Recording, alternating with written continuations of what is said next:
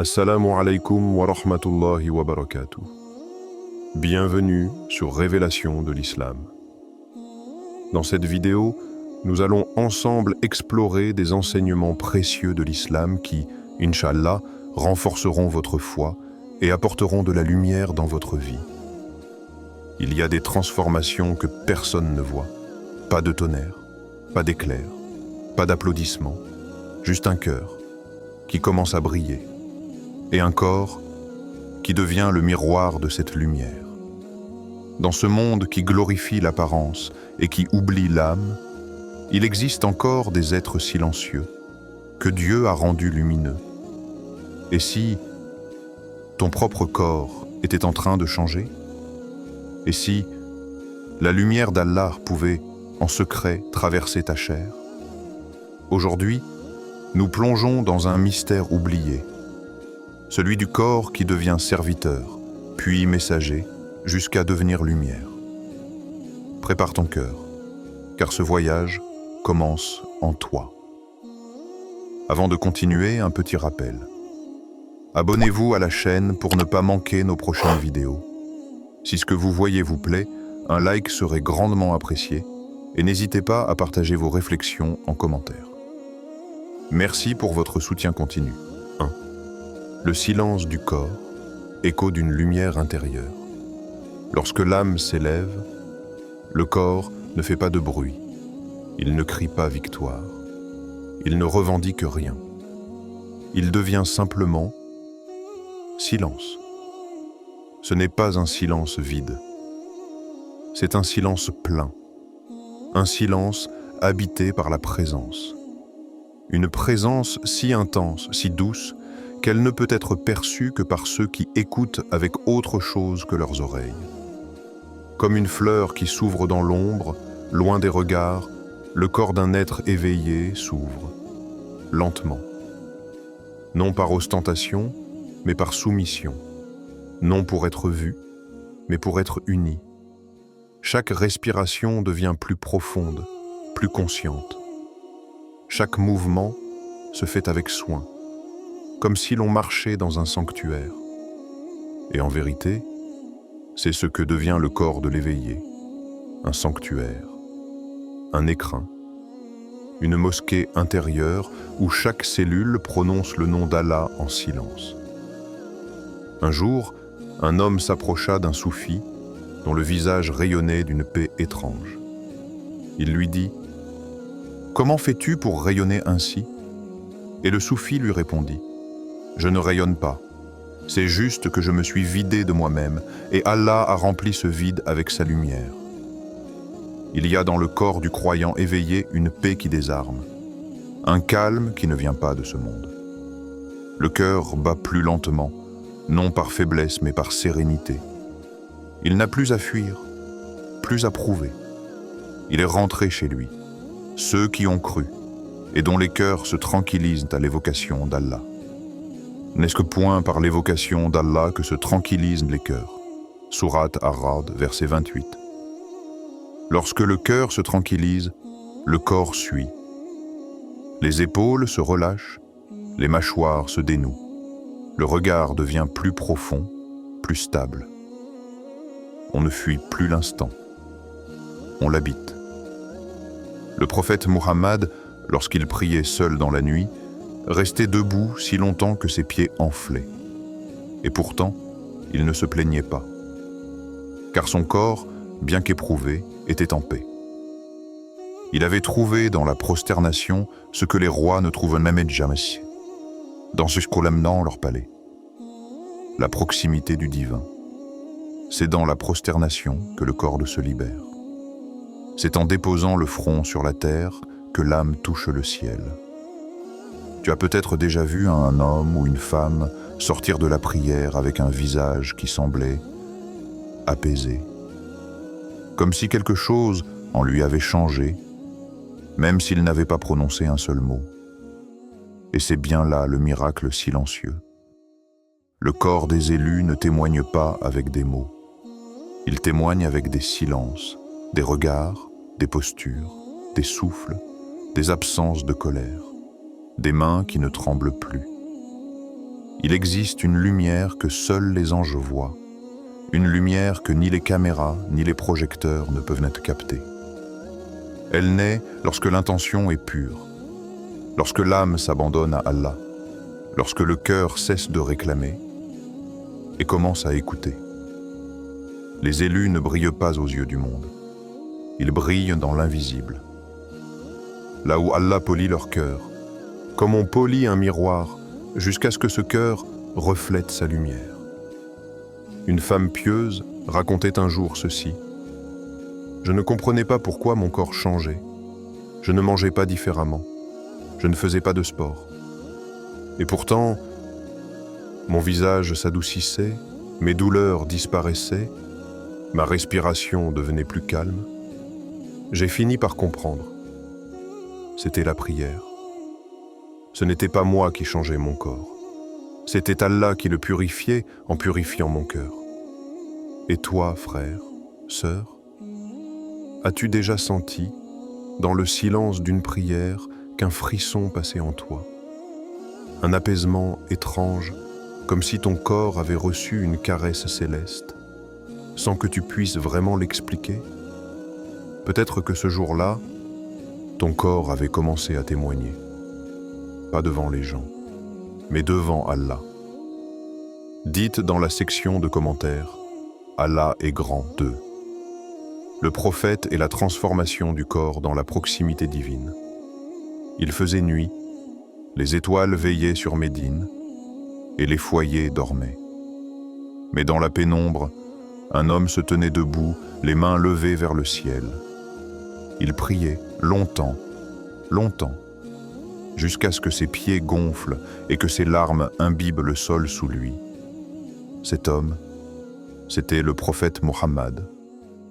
Et lorsque ses compagnons, bouleversés par tant d'efforts, lui demandèrent pourquoi il s'infligeait tout cela alors qu'Allah lui avait déjà pardonné ses fautes passées et futures, il répondit avec une humilité lumineuse. « Ne serais-je pas un serviteur reconnaissant ?» Cette réponse n'était pas une justification, c'était une clef. Le prophète ne priait pas par obligation. Il priait parce que la gratitude débordait en lui au point que son corps ne pouvait plus rester immobile. Il priait parce que la proximité d'Allah l'attirait plus fort que le sommeil. La spiritualité du prophète ne restait pas enfermée dans le cœur. Elle transparaissait dans chaque fibre de son être. Sa voix était douce, mesurée. Son regard plongeait dans l'âme, sans jamais accabler. Ses gestes étaient simples, mais porteurs d'une noblesse rare. Il mangeait peu, dormait peu, parlait peu, et pourtant, sa présence remplissait les cœurs. Le compagnon Al-Mughira ibn Shuba rapporte qu'il voyait les traces des longues stations nocturnes sur les pieds du prophète. Mais ce n'était pas de la souffrance, c'était de la beauté. Une beauté invisible aux yeux pressés. Une beauté que seuls les éveillés reconnaissent. Un jour, le prophète dit à ses compagnons, selon un hadith rapporté par Ibn Majah, « Lorsque la lumière entre dans le cœur, il s'élargit et s'ouvre. » Les compagnons demandèrent, « Y a-t-il un signe pour cela ?» Il répondit, « Oui, le détachement de ce bas monde. » Ce détachement n'est pas une fuite du monde, c'est une libération intérieure. Et elle laisse des marques silencieuses sur le corps de celui qui s'élève. Quand l'âme se tourne vers Allah, le corps ne réclame plus les mêmes choses. Il se purifie sans y être forcé. Le sommeil devient plus léger. L'appétit s'équilibre de lui-même. Les plaisirs futiles perdent leur saveur. Le cœur, ayant goûté à la douceur divine, ne veut plus se nourrir de ce qui l'alourdit. Tu verras parfois un homme qui parle peu, qui mange peu, qui vit simplement, mais dont le visage rayonne d'une paix inexplicable. Ce n'est pas de la discipline, c'est de l'amour. Et cet amour transforme tout. Un récit bouleversant rapporte que lorsque le prophète sortait de sa maison pour la prière de l'aube, les enfants de Médine se réveillaient rien qu'en ressentant sa présence dans la rue. Certains se levaient sans comprendre pourquoi. Ils disaient plus tard, « C'est comme si notre cœur nous disait « il est là ». Et ce n'était pas un miracle surnaturel. C'était l'éveil de ceux dont le corps avait appris à reconnaître la lumière d'Allah, même dans l'ombre. Une autre fois, un homme dit à un compagnon « Comment reconnaître ceux qui sont proches d'Allah ?» Il lui répondit « Tu n'as pas besoin de chercher des signes extérieurs. Reste quelques minutes à leur côté et regarde ce que ton propre cœur ressent. » Le corps de l'éveillé devient témoin de l'invisible. Il devient outil d'adoration et non instrument de distraction. Il ne court plus après le confort, mais cherche la tranquillité. Et dans cette quête, il se transforme. Et toi, que dit ton corps lorsque ton âme se rapproche d'Allah? As-tu remarqué que certains désirs s'effacent sans lutte? Que certaines colères s'éteignent sans que tu les comprennes? As-tu senti que, parfois, la nourriture t'appelle moins, les écrans t'ennuient, les mots te fatiguent, mais qu'un simple verset, un simple Allahu Akbar, ravive tout en toi? Peut-être que ton corps commence, doucement, à répondre à l'appel de ton âme. 3. Les mutations subtiles, du poids, de la dunya à la légèreté céleste.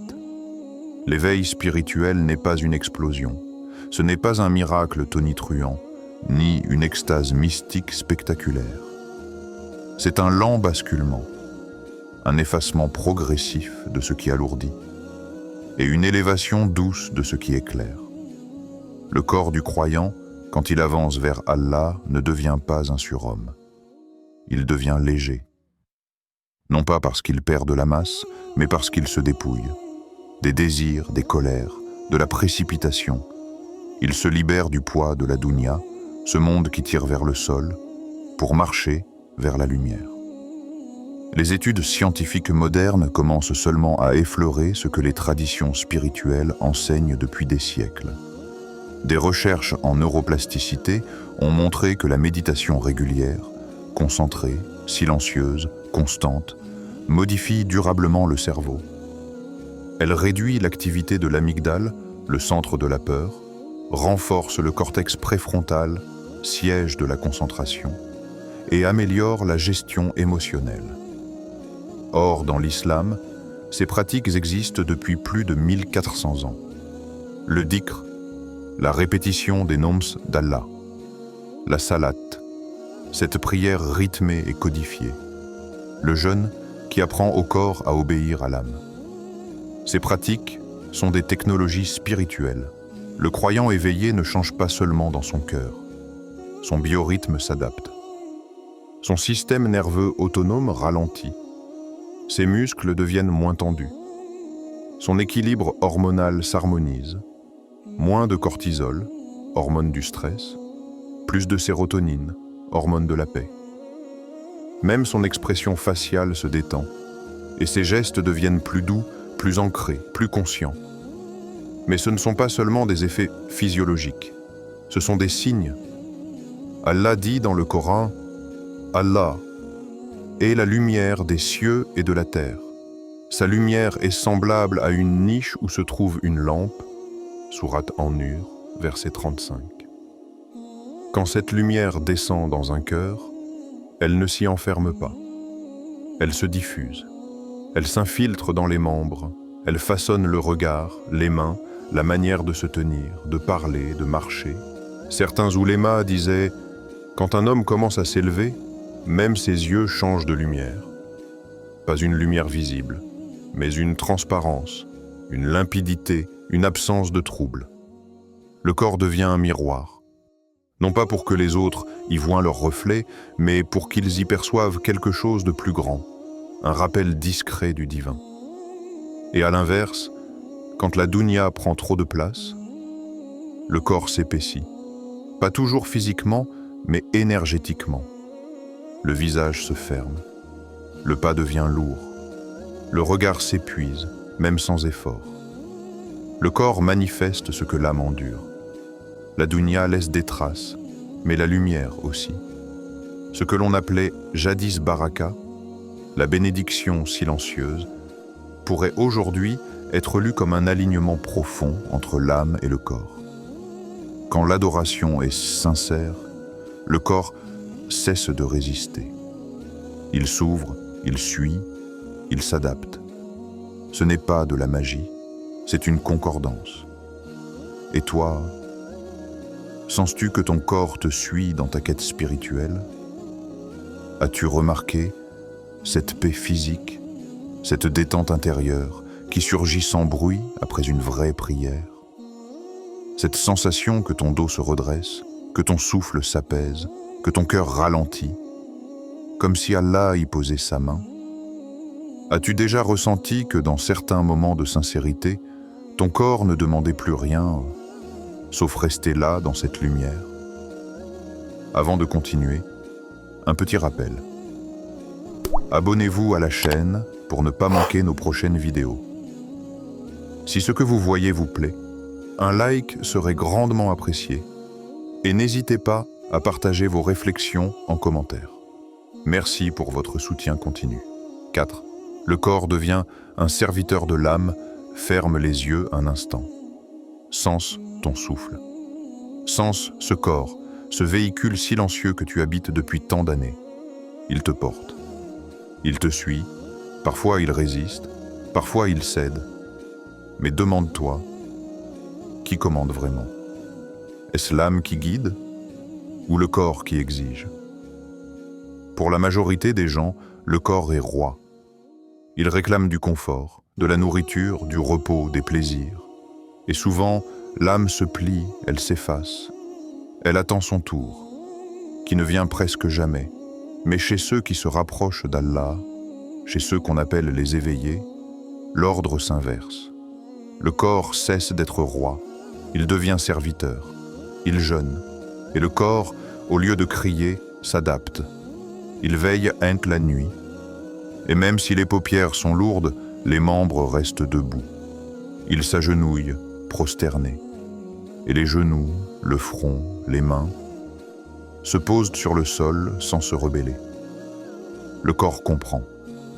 Il a appris que la direction n'est plus l'ego, ni le confort, ni la distraction. La direction est vers Allah. Le Qibla n'est pas seulement géographique, il devient intérieur. L'éveil spirituel ne consiste pas à fuir le corps, il consiste à le pacifier. Le vrai djihad n'est pas contre le monde, mais contre cette rébellion intérieure. Quand l'âme dit « prions » et que le corps répond « plus tard », quand l'âme murmure « donne » et que les mains hésitent, mais quand la lumière descend vraiment, le corps ne discute plus, il accepte, il se dépose, il devient instrument de lumière. Le prophète Muhammad nous a donné une clé essentielle. Il y a dans le corps un morceau de chair, que s'il est sain, tout le corps est sain, et s'il est corrompu, tout le corps est corrompu. C'est le cœur. Hadith rapporté par Al-Bukhari et Muslim. Ce cœur est le centre de gravité. Quand il est malade, le corps s'agite dans tous les sens. Mais quand il est apaisé, aligné avec Allah, tout se calme. Le souffle devient plus lent, le regard plus doux, les gestes plus silencieux. Même les douleurs semblent changer de texture. Certains pieux disent ayant « Mon corps a pleuré avant mes yeux.